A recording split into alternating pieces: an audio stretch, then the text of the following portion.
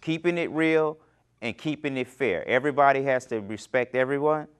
And I think that communication is balance, and everyone would get to talk.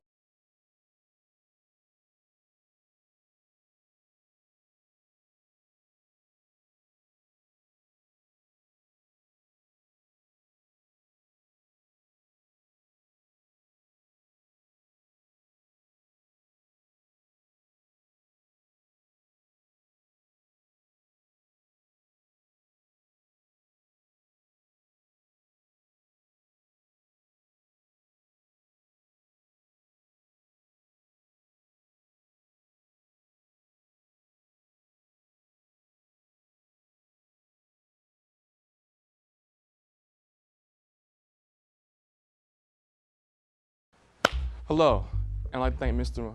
Marlon Green Leadership and Development Show for bringing us from All Deserved Care. Yes, again, like he mentioned, we want to keep it real, keep the facts, whether eyewitnesses or personal experiences through these programs. Hopefully, our experience can help you with your experience with some of these programs that you're applying for. Now, today's topic, what we're going to talk about is disability. First, we're going to discuss VA disability. We're going to discuss Social Security disability, and we're going to discuss some of the books, references, and some of the materials that will help you in applying for some of these benefits. We'll also discuss the appeal process and what you will need to know to arm yourself with the ability to have a successful claim. Now, again, like I mentioned, I'm a veteran, and I'm a disabled veteran, and I'm also on Social Security. Now, at first glance and first look, you would never know that I am on disability, and that's some of the problems and some of the intels that some of the veterans have. By first look and first glance, the doctors are ruling out all problems with them, whether it be physical or mental. Some issues that individuals have you can't see. Let me give you an example, whether it be PTSD, whether it be bipolar, whether it be sarcoidosis, whether it be sleep apnea, whether it be fibromyalgia. Many diseases and diagnoses, especially in the VA realm, are still being diagnosed to this day. So a lot of diseases happen from time in service, whether it be the place where you're at. For example, some of our Vietnam veterans, for example, some of our Korean War era veterans, hopefully still alive, some of our World War II and some of our World War I veterans. Now, we know for sure what's happened to our Iraqi and Persian Gulf War veterans. But there's also a gap of veterans within Persian Gulf. A lot of information is being ruled out. We have veterans that have undiagnosed Gulf War illnesses.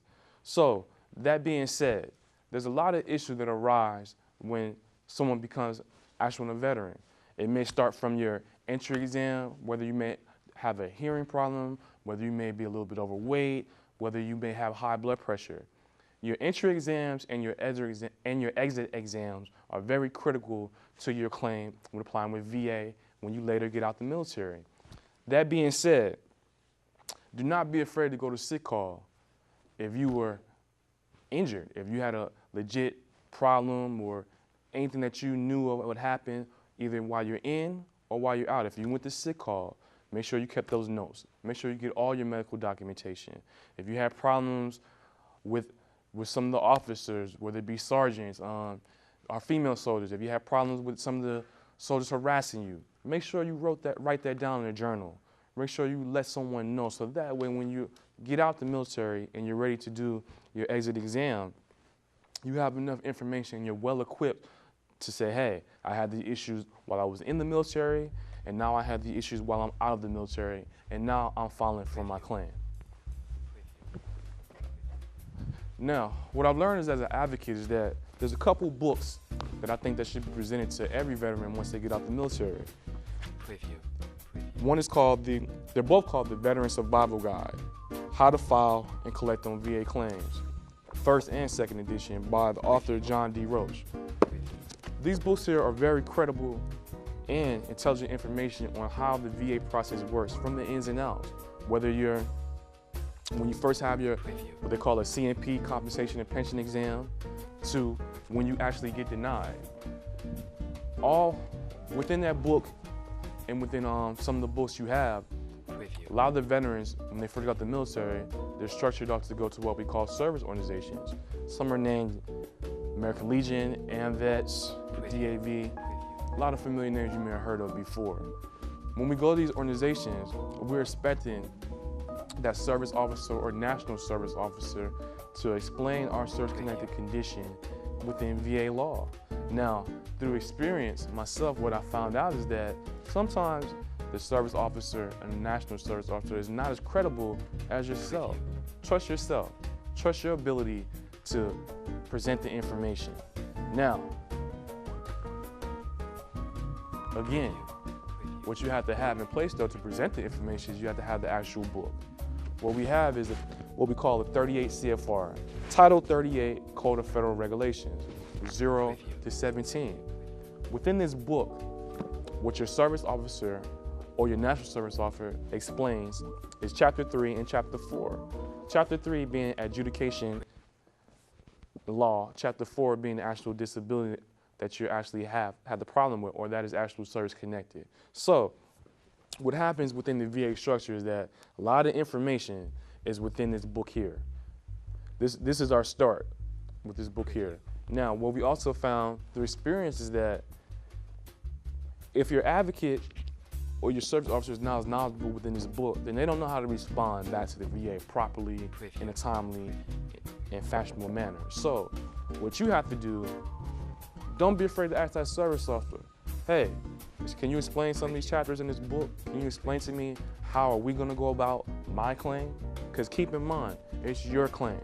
The service officer has a name with the organization, you have a claim for your service and your family. So by that being said, never be afraid to question anyone about your claim. Make sure you understand what's going on within your claim. Make sure you understand if you got denied, why you got denied, what information was denied, and make sure if the Department of Veterans Affairs is stating that they've researched your whole complete C file and we've seen everything, and then maybe your advocate or service officer finds it later, that's neglect. That means that they haven't found it. That means that all relevant facts were not being reviewed. And unfortunately, that's what happens sometimes. Now, we don't want to be on the leadership development show and place a lot of blame on the VA or the Social Security or any other sources of help that will help you within your disability. But what we like to do is keep them aware that we, the small members in the community, are also paying attention. We are also making sure things are being followed in a timely and in a proper fashion. And that's what we do with All Deserved Care. We make sure that you